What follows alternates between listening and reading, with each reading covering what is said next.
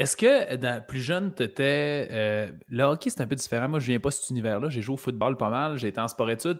As-tu été en sport-études de hockey ou c'est plus les clubs qui sont juste des gros clubs et t'offrent l'encadrement pour progresser, t'entraîner plus, faire des entraînements peut-être en. J'imagine que tu t'entraînes au gym, ces affaires-là. T'as-tu fait partie des clubs comme ça? À mon époque, le sport-études commençait à peine. Ça n'existait pas vraiment. C'était à peine, on entendait parler de ça dans certaines écoles privées, mais c'était pas encore la mode. Puis on n'était pas très suivi au niveau scolaire. Moi, je me souviens que quand j'étais junior, il n'y avait pas beaucoup de gars qui allaient à l'école.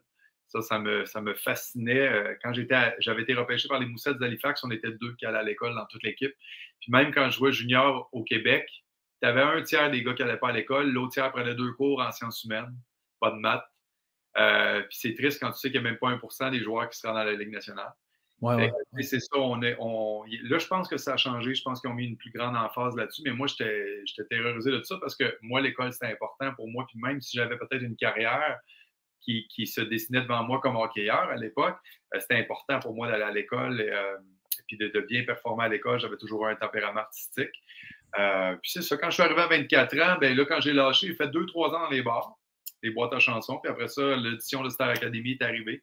Ça m'a mis un pied dans le milieu artistique. Puis tout de suite, en sortant de l'émission, moi, j'ai dit, tu sais quoi, je ne suis pas rendu une vedette parce que j'ai fait une télé-réalité. Là. On était 14 dans l'émission. J'étais conscient que tu me prends moi, puis tu m'enlèves, tu en mets un autre à ma place, puis l'émission va pogner autant. Fait que moi, je me disais, vraiment ma place en écrivant des bonnes chansons, en arrivant avec mon matériel. Puis j'étais à contre-courant il y a 20 ans. Il n'y avait personne qui s'autoproduisait, ça n'existait pas. Alors que dans l'industrie aujourd'hui, tu as 80% des artistes, des gens qui sortent de la musique qui sont maintenant autoproducteurs, qui produisent eux-mêmes leurs chansons, qui les mettent directement sur les réseaux, sur les plateformes. Mais à l'époque, il n'y avait personne. J'étais un des premiers à faire ça. Fait que je me suis lancé, j'ai appris mon métier, puis depuis ce temps-là, j'ai produit tous mes albums, toutes mes tournées, et même mon livre, je l'ai produit, édité moi-même. Fait que j'ai ma vie entre mes mains, mon destin à mes mains. Quand ça va bien, c'est de ma faute. Puis quand ça va mal, c'est de ma faute aussi. Fait que j'ai juste moi à féliciter ou à blâmer pour mes succès ou mes insuccès.